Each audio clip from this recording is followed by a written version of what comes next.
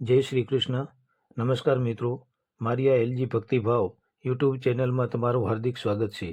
આજે આપણે સ્વામી શ્રી સચ્ચિદાનંદજીની આત્મકથા મારા અનુભવો પ્રકરણ 61 ગુરુ કરાવો ની રજૂઆત કરીશું.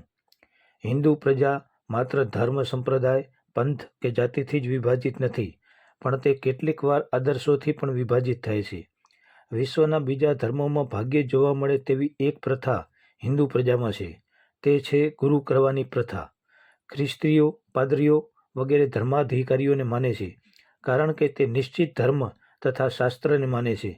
પણ કોઈ પણ પાદરી ઈસુની જગ્યાએ ઈસુની સાથે પોતાની પૂજા નથી કરાવતો. તે એક પેઢીના મુનિમ જેવું કામ કરે છે. પેઢીની મહત્તા વધે એમ જ તેની શક્તિ લાગે છે. મુસ્લિમો પાસે કોઈ પોપ કે બિશપ જેવી શાસકીય વ્યવસ્થા નથી, છતાં પૂરી પ્રજા સૌથી વધુ સંગઠિત થઈને રહે છે, કારણ કે પ્રત્યેક મુસ્લિમ ઇસ્લામ નામના સિદ્ધાંતને સમર્પિત છે. કોઈ વ્યક્તિને નહીં, હજારો વ્યક્તિઓ આવીને ગઈ તેમનું જ્ઞાન તથા જીવનના આદર્શો પ્રેરણા આપતા થાય તે જરૂરી છે. પણ પ્રજા તો સિદ્ધાંતોને પ્રેરિત થઈ હોવાથી વ્યક્તિના જવાથી વ્યક્તિમાં ખાલીપણું નથી આવી જતું. સિદ્ધાંતોના સહારે સંગઠન સુરક્ષિત રહી શકે છે. સિદ્ધાંતોને સમર્પિત પ્રજા અને વ્યક્તિને સમર્પિત પ્રજામાં આ મુદ્દાનો ભેદ રહે છે.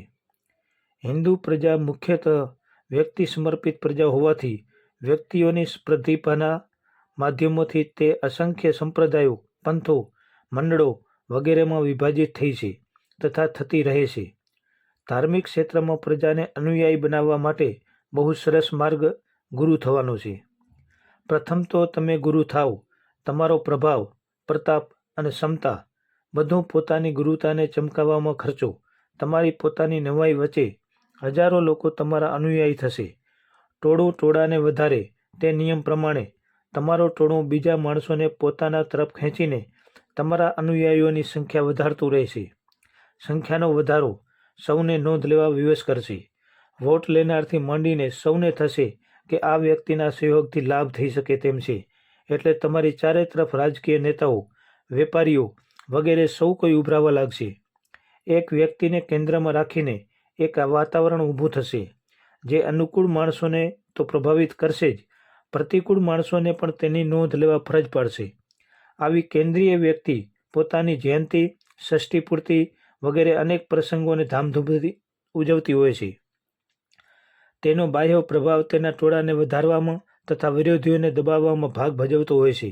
સૌથી વધુ મજાની વાત તો એ થતી હોય છે કે આવું પ્રત્યેક ટોળું ધર્મની રક્ષા તથા સંસ્કૃતિની રક્ષાની ગગનભેદી બૂમો પાડતું હોય છે.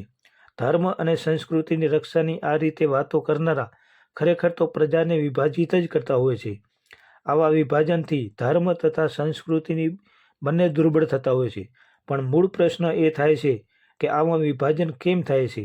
કારણ કે પ્રજા વ્યક્તિને સમર્પિત થાય છે, સિદ્ધાંતોને નહીં. કેન્દ્રીય વ્યક્તિઓને આવા વ્યક્તિ સમર્પણને ધર્મ તથા સંસ્કૃતિનું પ્રથમ અને મહત્વનું અંગ બનાવી દેતી હોય છે. ધર્મ તથા સંસ્કૃતિના જય જયકાર કરતાં પણ કેન્દ્રીય વ્યક્તિનો જય જયકાર થયા કરતો હોય છે. આવી વ્યક્તિ સમર્પિત પ્રજા સિદ્ધાંત સમર્પિત પ્રજાની તુલનામાં વધુ વિભાજિત તથા વધુ અવ્યવસ્થિત રહેવાની જ. આ મૂળ દુર્બળતાને દૂર કરવાની જગ્યાએ તેને પોષણ આપવાનું કામ કેન્દ્રીય વ્યક્તિ તરફથી થતું હોય છે. જેમ કે પોતાના અનુયાયીઓને પોતાના વંશ વારસદારોની મિલકત સમજીને વહેંચી દેવી. આવી રીતે પ્રજા ફરી ફરીને વિભાજિત થતી રહે છે.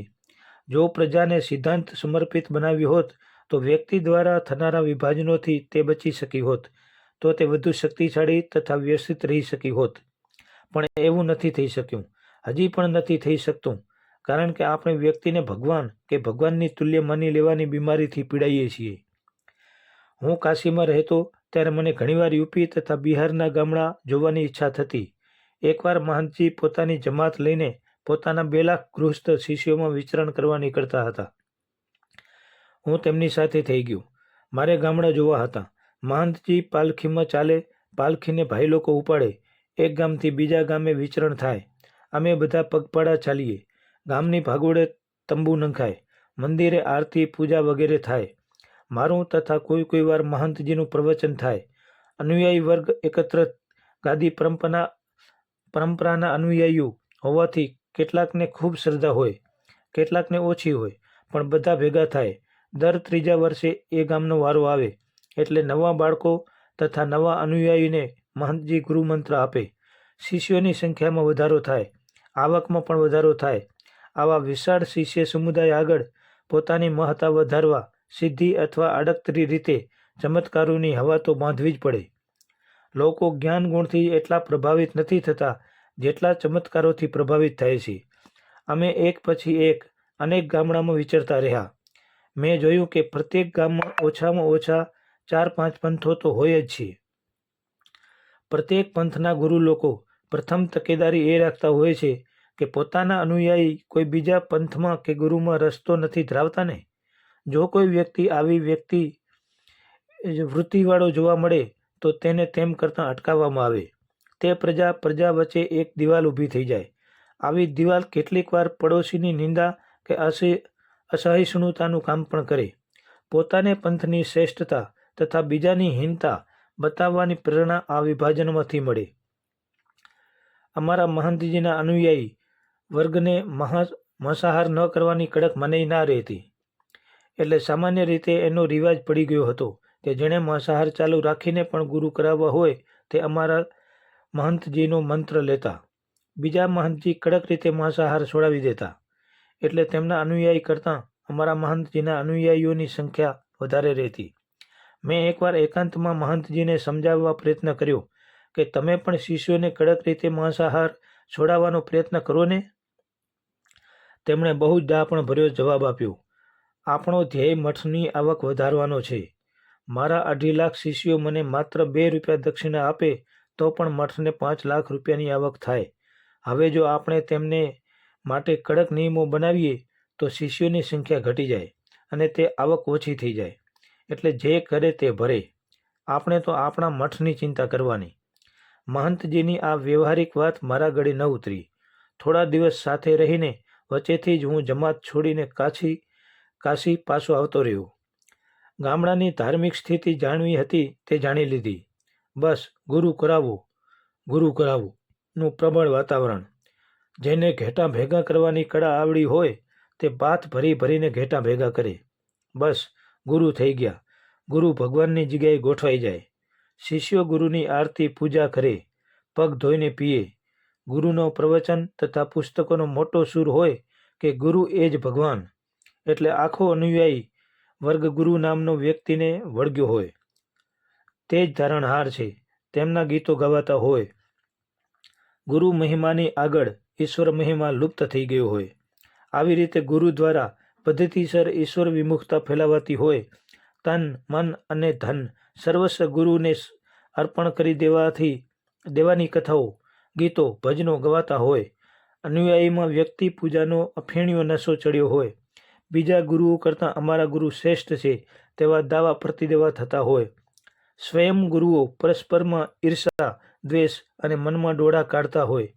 આવા વાતાવરણનું નામ ધર્મ તથા સંસ્કૃતિ કહેવાતું હોય તો પ્રજાનું કલ્યાણ થાય કે અકલ્યાણ તે કહેવાની જરૂર નથી. ખરેખર શું હોવું જોઈએ?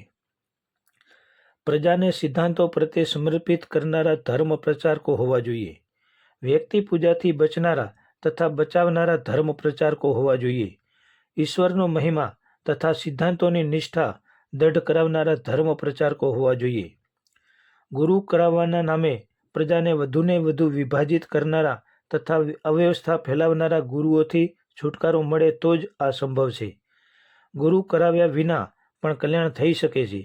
તે સરળ વાત પણ જો પ્રજા ન સમજી શકે તો તેમના માટે ગુરુ લોભી શિષ્ય લાલચી, દોનો ખેલે દાવ, દોનો બૂढ़े બાપુડે, બેઠ પથ્થર કી નાવ. કબીરનો આ દોહરો યોગ્ય જ ગણાય. સ્વામી સચ્ચિદાનંદ.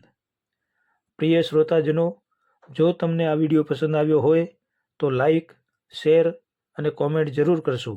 અને ફરી આવા વિડીયો જોવા માટે મારી એલજી ભક્તિભાવ યુટ્યુબ ચેનલને સબસ્ક્રાઈબ જરૂરથી કરશો. જય શ્રી કૃષ્ણ.